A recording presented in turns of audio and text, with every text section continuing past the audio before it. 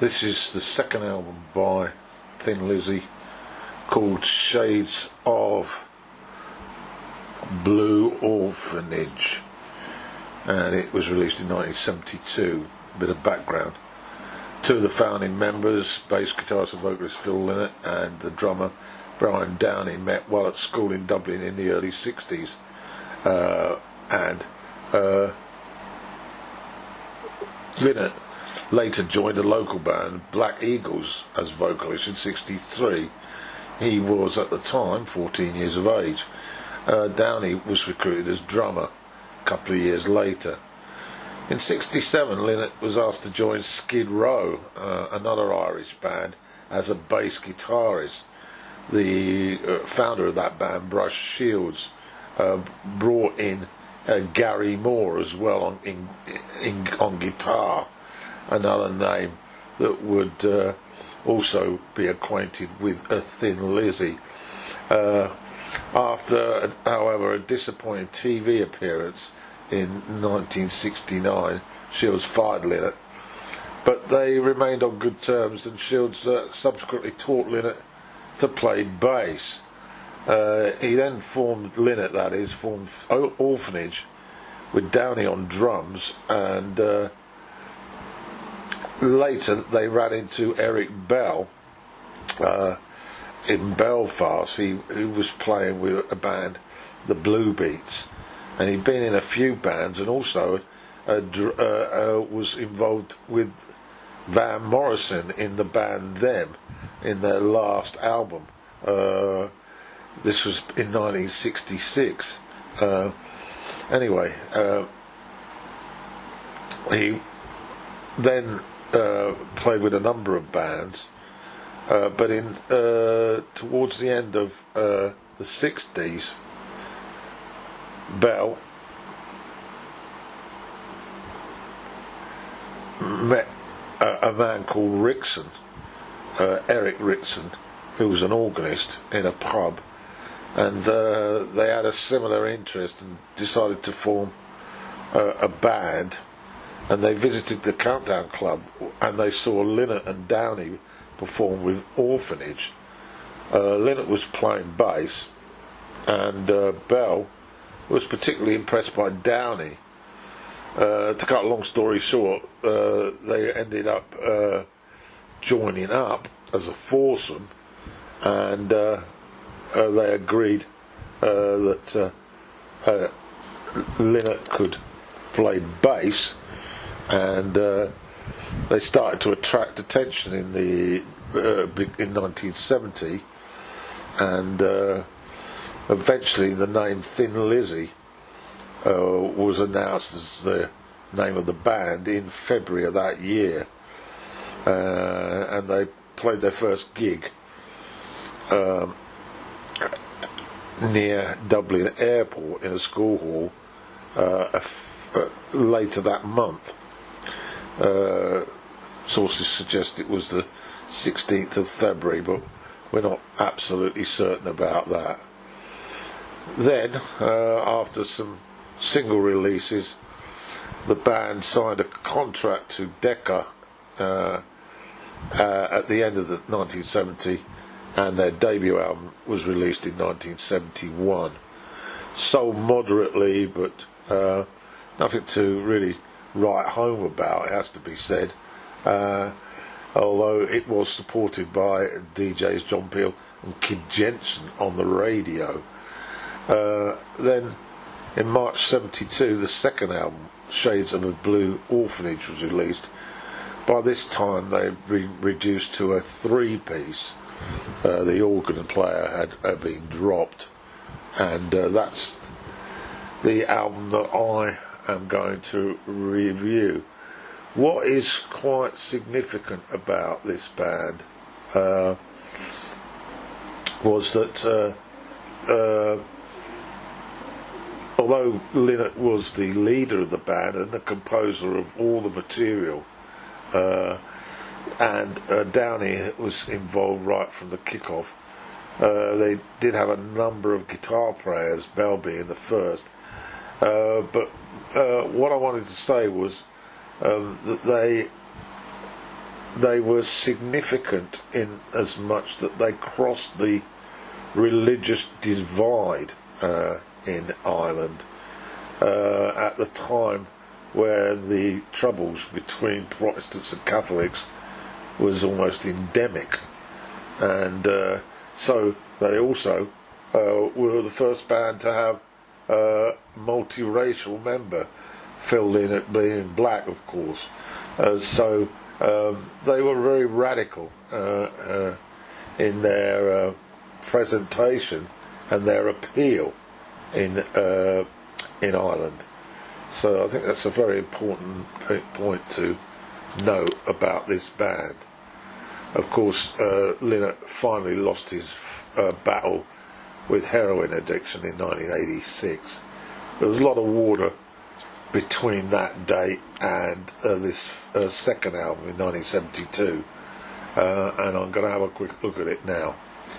Although described as a hard rock band, their music reflected blues, soul music, psychedelic rock and traditional Irish folk music before they became stamped with this hard rock motif. And of course their successful single Whiskey in the Jar also happened in 1972, although it didn't appear on this particular album, and well, I might ask why not, but if we now move on to the issue of the track listing. Shades of the Blue, Orphenage, 1972, Thin Lizzy's second album. Didn't go down that well, but we're going to go through the tracks now. The opener is the rise and dear demise of the funky nomadic tribes, and it starts out pretty crazy with some frantic carnage-like percussion. After the guitar and bass arrive, we then get some quite funky little guitar work, some of which is almost without electric, just chord strumming, but it's a very a signal to jazz really. And then Lynott arrives with the vocal. But it's certainly funky. It's a million miles away from their hard rock work from a few years into the future, but it's almost taking risks, trying things out, exploring. This opening cut is 7 minutes, and some level of improvisation from Eric Bell on guitar here, which is mighty impressive, I have to say. It's not going anywhere, but it's showing the dexterity, and the track sort of indicates a talent amidst the trio in terms of instrumentation. The track fades out on a sort of minute drum solo, which is confusing. But I suppose one has to say, for an opening track on an album, it's pretty versatile, but I don't know how it's going to connect in with subsequent tracks. But let's go. We're into track 2, Buffalo Gal. There's an immediacy about this track with particularly soulful Lynott vocal, which reminds me anyway of what a tremendous singer he was. It's pure soulful genius really, and there's a nice sort of rhythmic run to it with the bass and the drums, and some ticklish guitar bits. Certainly starts off very tasteful. Described as a melancholy mid-paced ballad in the style which would become a Linnet trademark. Well, it's certainly a Linnet trademark. I don't know whether it's a mid-paced ballad, but I get the gist of what he means. This soulful voice, very much indicative of the huge strength that Thin Lizzy had, and so after his sad demise, I'm afraid, very much like Queen, that, as far as I was concerned, signified the demise of the band. Track 3 stumbles in, I don't want to forget how to jive. I'm not quite sure where it's sort of be a piss take on Elvis. There does seem to a degree an impersonation on Lynette's vocals, and it's certainly got that sort of clunky sort of twisted type of rhythm that may or may not, depending on how you view it, be associated with the dance, the jive. Sarah's up next. It's a very sort of quiet, quaint piano, acoustic guitar intro with Lynette's voice bit very sort of tapered and timid, really, in presentations. Very different to even his most eloquent ballads. There is a credit on the keyboards to one Clodagh Simmons on this track. The track title, Sarah references Lynette's grandmother, apparently, who basically brought him up. There was an absent father and a reckless mother, by all accounts. So it's a sort of ode to a thank you. I'm not quite sure whether she's passed, but it's dainty. It's pleasant, but not very impactful. The closer on first side is brought down, and again we've got an acoustic guitar driving the melody, and an impassioned vocal by Lynette. And I'm going to take a look at the vocal on this one, the lyric content. The lyric, to break it down, suggests a male, possibly father, who worse for wear from the bottle, is described with his partner, who's finding it difficult to cope with the alcoholic excess, and the lyric suggests condemnation wasn't around, that the man thought highly of the woman, but was so consumed with the alcohol that it rather all fell away.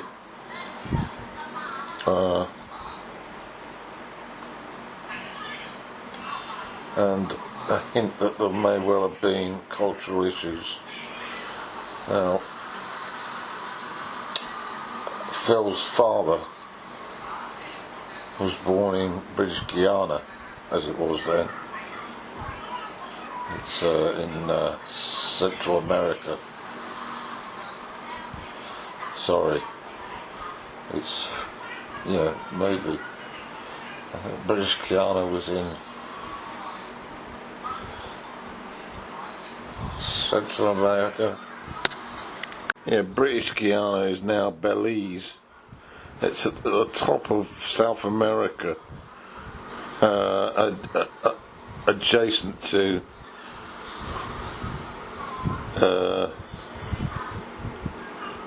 Central America.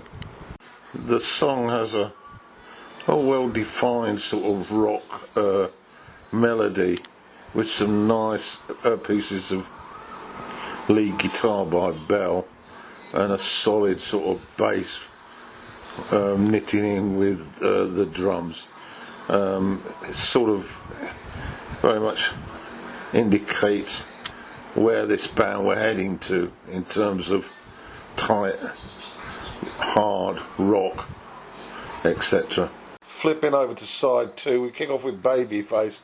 It's a pretty straight, hard rocker, where Lynott does sort of raise up the decibels a bit, and Downham on drums is kicking ass, so to speak.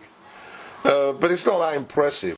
Chatting Today has a very Irish feel to it, references to communion, the Catholic agenda, and it's in a sort of rather folk Celtic way, the sort of sound, the melody, etc. Of course, Lynott is well capable of raising his vocal tone to enrapture this sort of feel to the song. The acoustic guitar runs almost sound not too dissimilar from those that often appear on Van Morrison Celtic songs, a sort of up and down the fretboard type acoustic runs, although of course this is much more stripped back, this song, than anything that Van would get involved in. Call the Police, we're back into the sort of hard rock mould. In fact, listening to it, it sort of has a similar sort of riff to those adopted by the blues band The Groundhogs a few years earlier than this, where the sort of lead guitar is a very sort of rhythmic, bluesy,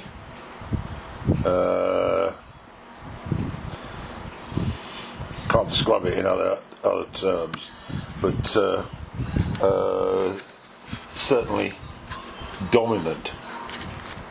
And this Call the Police ends with some atypical sort of siren noises, which became very much part and parcel of a number of Lizzy anthems further down the road. It just about managed that one, I think, to be in the plus column.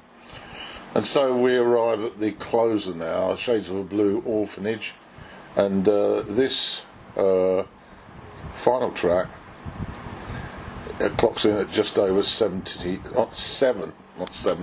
minutes. Very much a soulful sort of ballad with twinkling guitar pieces and a mood that's sort of tranquil and hangs well with Lynott's vocal delivery, and we're midway through it at this stage, but things are looking good. The track sort of tends to whimper to the outro. There are some female harmonies thrown in there which aren't credited, and I also caught just a mini tidbit of harmonica which I would love to have heard a little bit more of, but that's not credited at all. So this, I felt, could have been so much better, this track, if it had blossomed a little. It just became recycled, and it didn't get anywhere. There may well be some metaphors linked into the lyric, but I'm not going to explore it. So overall, second album, a few hints of promise, particularly Lynnett's input on the slower balladly type numbers. The rockers, they need to solidify a bit, I think, and really test out a riff and really own it and really stick to it without sort of mixing about too much. Bell is clearly a talent, and Downey's drumming is high quality. They just need a bit more direction, really, a bit more sort of coordination with the track list, with the songs. Try and focus on not a concept, but a plan. And I think clearly this is a step forward, albeit a small step forward.